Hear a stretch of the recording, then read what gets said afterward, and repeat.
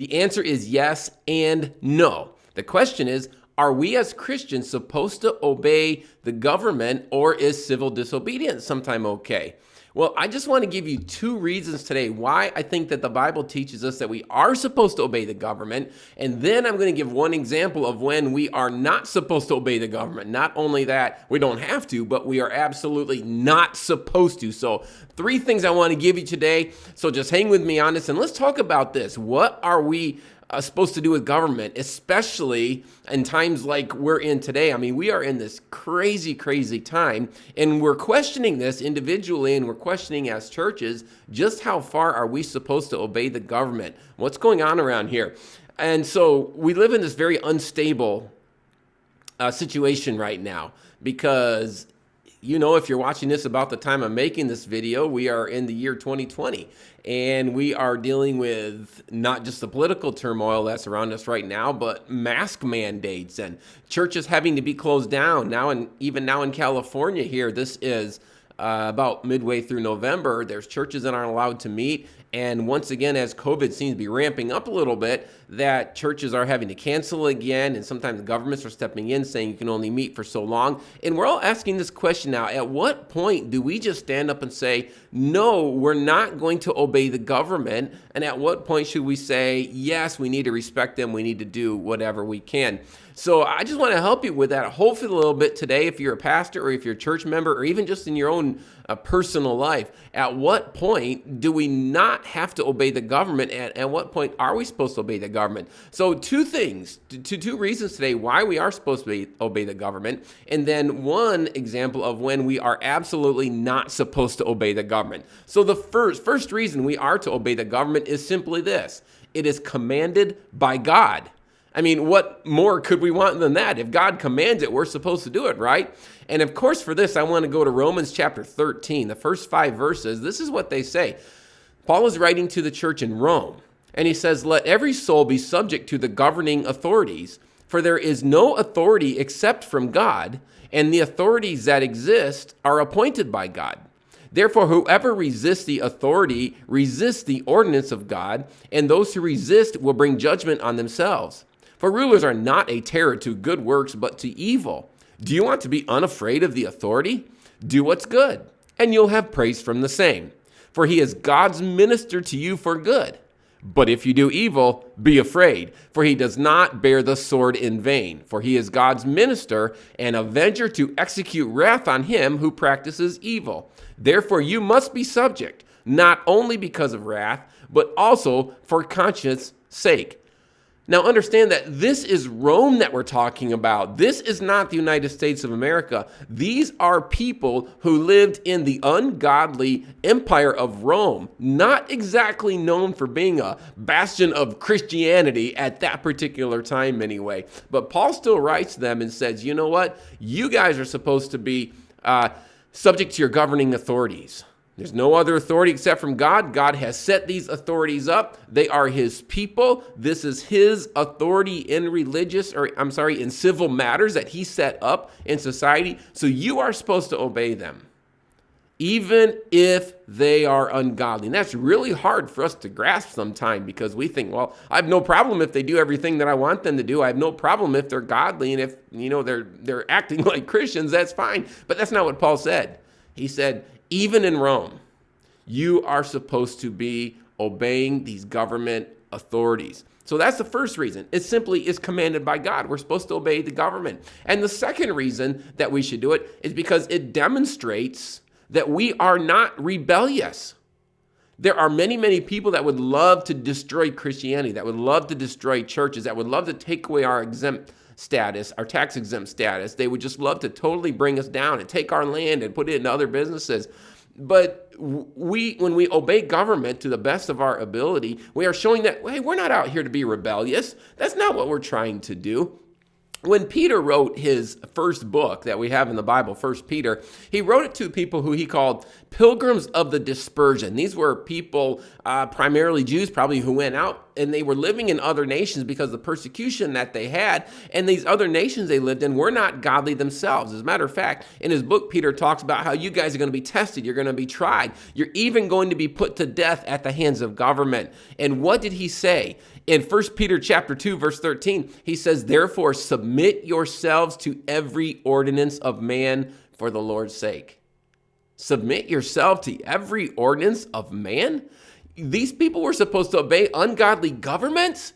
Yes, they were. And once again, remember, these people weren't living in America. They didn't have our Constitution. They didn't have the Declaration of Independence. They didn't have the First Amendments. They're not like we are, where we are built on Judeo-Christian ethics for a large part of our history anyway. But these people didn't have it. They couldn't go to court and fight for religious liberty and religious freedom. They couldn't do that. But what did Peter say? Submit anyway.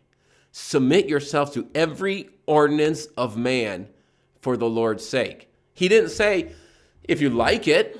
He didn't say if you agree with it. He just said do it. Go out there, and as you're living there, because remember, this whole life is temporary anyway, as you're living out in this world, obey the government authorities. Obey the civil magistrates. But he says something very interesting. He says, do it for the Lord's sake. Now, what does he mean by that? Well, if we continue in what he said here, I think it'll help us. So let me keep reading. 1 Peter chapter 2, verse 13. Therefore, submit yourselves to every ordinance of man for the Lord's sake, whether to the king as supreme or to governors, as to those who are sent by him for the punishment of evildoers and for the praise of those who do good. That's the purpose for government, to punish those who do wrong and to praise those who do good. He goes on, for this is the will of God, that by doing good you may put to silence the ignorance of foolish men. As free, yes, you're free, but not using liberty as a cloak for vice, but as bondservants of God. Honor all people, love the brotherhood, fear God, honor the king. It doesn't even say president, it says king, a person who oftentimes has complete authority. It still says to honor the king. But I want to look closely at that part that says that by doing good you may put to silence the ignorance of foolish men. There are many foolish, ignorant men out there, and they would love to spread rumors about the church. They would love to destroy Christianity. They would love to take down our churches. If they see us acting with rebellion when it's not warranted, then they're going to have great reasons to spread more and more rumors about us. And they're not just going to be rumors, they're going to be true. If we're constantly rebelling against government, we're standing up against everything, we're just marking ourselves as people who are not going to play the game the way that God set it up. Remember, God set up government authorities. This is his business in civil matters, and we are supposed to submit ourselves to them. That's what the Bible teaches us, not only because it's commanded by God, but also because it shows our government authorities that we want to do things in the right way. That's, by the way, one of the reasons I hear at our church that we are trying to obey the government laws or respect them anyway in the issue of these mask mandates, because so many people have different opinions, right? Some people think that, well, the mask really helps. Some people think that they don't help at all. But we have taken the position where government asks us to do this. We are going to ask the people who come in to do it. We're not wanting to be belligerent in this matter. We want our government authorities to see that we're going to do the best that we can. We've canceled some services on our own just because we were concerned about positive COVID tests and things like that. And we want to show the government that we are not just going to be belligerent and say, hey, we're going to meet in church no matter what's going on in society. We're going to be wise about this because we want them to see that we are going to be wise, that we're going to do the things that are right. And we're not just out about being belligerent. We're going to do the best that we can to show the world that we are not rebellious. We want to do things in the smartest, the wisest way possible. And we're not going to just be belligerent just because, hey, we're free and we don't have to obey you. So those are two reasons why I believe we are supposed to obey the government. First of all, God says to. God says to obey. And then the second of all, because it shows that we're not going to be rebellious. But now for the third thing we need to discuss, and that is the examples of when we are not supposed to obey government. There's sometimes when not only do we not have to obey government, but we cannot obey government and obey God at the same time. So here it is right here, a reason or an example of when we're not supposed to obey government. Now, Sometimes we're stuck in this quandary. We're stuck in this situation here where there's two absolutes, two things that we absolutely have to do. What happens if we come to the point where we cannot obey both God and government at the same time? A great example would be the things that we teach and the things that we preach. Let's just say that our government would pass laws that say, look, you cannot meet together as a church like that if you're going to preach against homosexuality or abortion or any number of things. You can't do that and meet as a church. Now we're going to be stuck because this is something God says and the government's saying something different. So we're stuck. We have to obey God and we have to obey government. What are we supposed to do?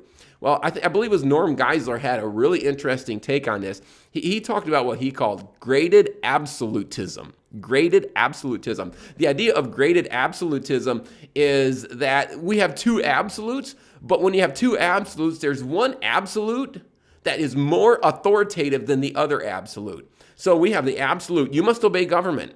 And we have the absolute, you must obey God. When these two contradict with each other, God is still ultimately the one in authority because he is the one who set up government. So we have God who's in charge. We have government under that. When government steps out of line, we are still accountable to God. And we have no choice in that matter. In those kind of situations, we must always obey God. And it's not wrong at that point to disobey government. And we don't know what will come in the future. We might come to a point when our government tells us that you cannot meet because you don't believe what we believe, because you're spreading these things in society that aren't what we believe. And then that's when we have to make choices. Are we going to obey God or are we going to obey man? Right now, I don't believe we're really in that situation because there's other reasons here, but we always have to be very careful about this. We always should submit to government. This is a good rule of thumb if you want to just put it simply. We should always submit to government unless the laws of government conflict with laws of God. Say, for example, that you worked for me. I owned a company and I put a manager in charge and you came in and you worked. And one day that manager told you to do something that was different than what I had told you to do, that contradicted what I told you to do. You would have no problem telling that manager, hey, I can't do that because the boss, the owner told me to do something different. That's exactly how it is with God and government. God set up government and he gave government a job. And when government steps outside the bounds of their job and they don't do it, then we must obey God and not government. Now, obviously, this is something where we need to be very, very careful. We don't want to be like the proverbial bull in a china shop, just going around just breaking everything, saying, we're not submissive to government. We are not of this world. We're looking to heaven. We don't have to do what government tells us to do. That, I believe, is the wrong way of looking at this because, like I said, God ordained government. God set it up. And we are supposed to submit to them. We're supposed to respect them. But when they step outside a line, and when they tell us to do something that God tells us not to do, then we cannot obey them. So we're going to pay our taxes as individuals. We're going to fill out our IRS forms. We're going to adhere to the building codes. We're going to try to wear our masks for right now, the most that we can, right? But sometime there might come a line that we have to draw in the sand and say, there's some things that we just are not going to do because they're wrong.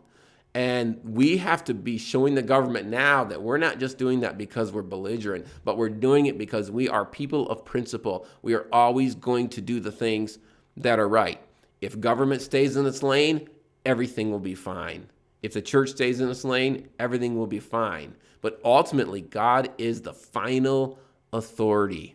Hey, if you are learning anything from this, if this helps you out, just give me some comments. I'd love to hear from you to know who's watching and who's listening, who's learning some things from this. Subscribe to my channel so you can get more things that will help you hopefully learn what to believe, why we believe it, and how it affects our lives. God bless you, and I'll see you next time.